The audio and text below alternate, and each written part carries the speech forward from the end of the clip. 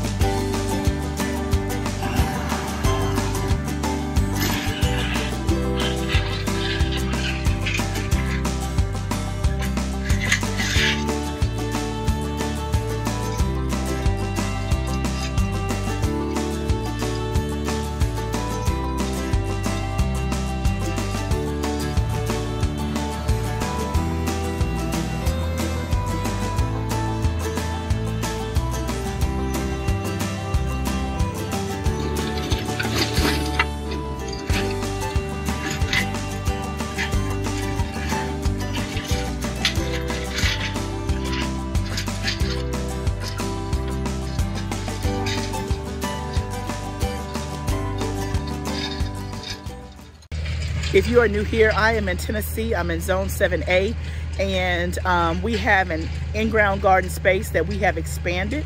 And so our original in-ground garden space was 20 by 100, so about 2,000 square feet, and we have doubled that, and so now we'll have 4,000 square feet of growing space in the in-ground garden.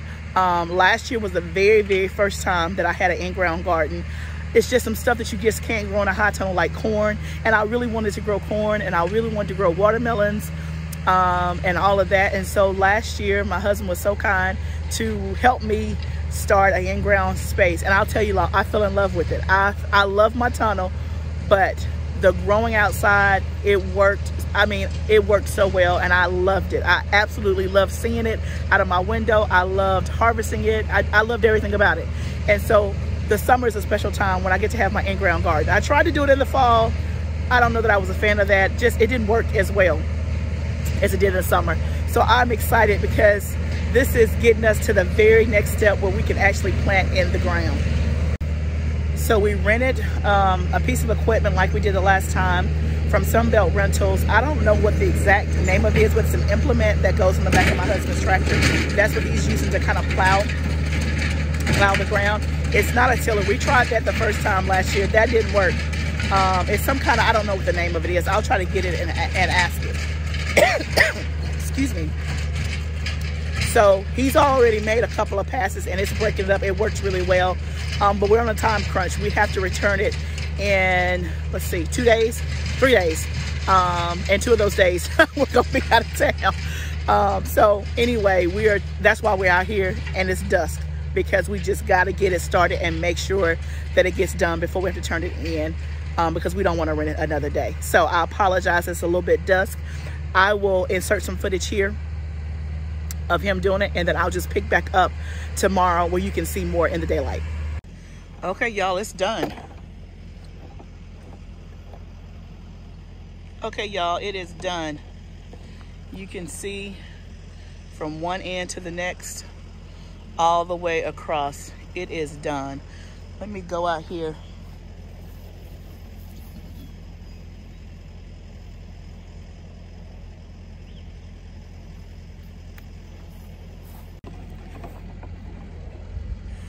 Okay, y'all, that part's done. We're one step closer. That feels so good and so soft. Feels so good and soft. Glad about that. So the next step is for us to put amendments down It is, I don't know if you can tell, but it's starting to rain. It's sprinkling right now. It's supposed to rain today. I hope it doesn't rain hard because it's gonna make this a mess. But we're gonna put amendments down and try to kind of mix them in with the tiller. That is a tiller implement. I think I was trying to think of the name. My husband said it is a tiller. It's just not a walk behind. It's a implement hooked to the back of his tractor. But that's a good thing. We at least got the major part that we needed done before it's time to take it back. So that's a blessing. And we're just gonna put the amendments down and then kind of mix it in, and then that part will be done with the machine. Then after that, it's just laying paper down, y'all. Laying paper down. That's gonna be the tough part. And y'all, my plant party got canceled. My friend, she tore her meniscus in her knee, so she has to have surgery. So she was like, do you have any sit-down jobs? I was like, no, sis, I don't have no sit-down jobs unless you like making plant tags. So my planting party got canceled, and then something else came up that we have to do on that date. So anyway, it looks like it's gonna be these hands and the Lord's hands planting this whole garden, but that's okay. With God, all things are possible. It ain't gonna get done in one day. We're gonna do what we can when we can. But next step is to put these the amendments down. So what I'm using today in terms of amendments, I'm using worm castings, and I'm also using azomite trace minerals. I've never used that before, but that's what I'm using today to put in here. I should have done a soil test. I'm a little behind on my soil test. I am still gonna get one, and I'll just have to supplement, on top once things are planted. But for the last 2 years, when I've done my soil test, I've been low in phosphorus. Excuse me, there's one of the dogs. I've been low in phosphorus. And so I can supplement that, through, is it bone meal? I think bone meal. And then I have nitrogen. I was gonna put that down, especially in the areas where I know the corn and the tomatoes are gonna be, because I know they always need extra nitrogen. But that didn't really show up on my soil test, so I may or may not do that as an overall broad thing. But the worm castings are good, of course, to be a good fertilizer, and then trace minerals are just an absolute, overall good. So that's what we'll do. I'm out of alfalfa meal. I meant to go buy some and I didn't. I may still be able to get it before my husband takes the equipment back, so we'll see.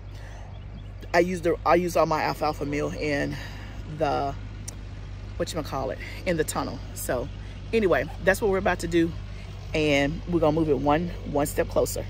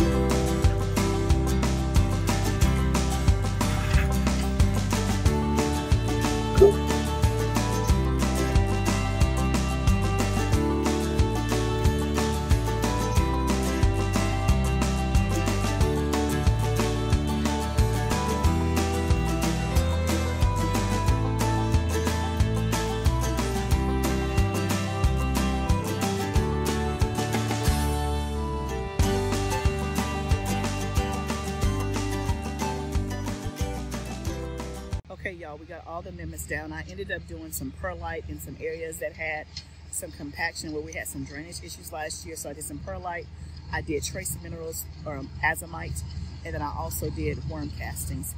So I'll show you now. He's gonna rake all of that in, not rake it, but using the tiller implement, to kind of mix it all in. And then after that, we'll cover it with compost. We won't mix that in, we'll just cover it with compost. And once we put the paper down, we'll be ready to plant. Okay, y'all, this is it. I feel really accomplished. This whole process, when we started working with the in-ground garden prep, has taken us about a week and a half. And so I want you to be encouraged. If you don't do this full-time, like we don't do it full-time either, and if you only have little pockets of time and the task seems so overwhelming, and so daunting. I want this to remind you that you do what you can when you can, and eventually you just keep making steps towards it, and then you reach the bigger goal. So y'all, we're one step closer to planting, but literally to get to this point has taken a week and a half, working, you know, an hour at a time each night, just because we didn't have more time than that. So thank you so much for being on the journey with us. I'll continue to take you on the journey. If you like what you're seeing on my channel, please like this video, make a comment, and if you really want to be a part of this community, I would love for you to be. Please subscribe to my channel and share it with a neighbor or a friend. Remember, gardening is a journey. Let's grow together.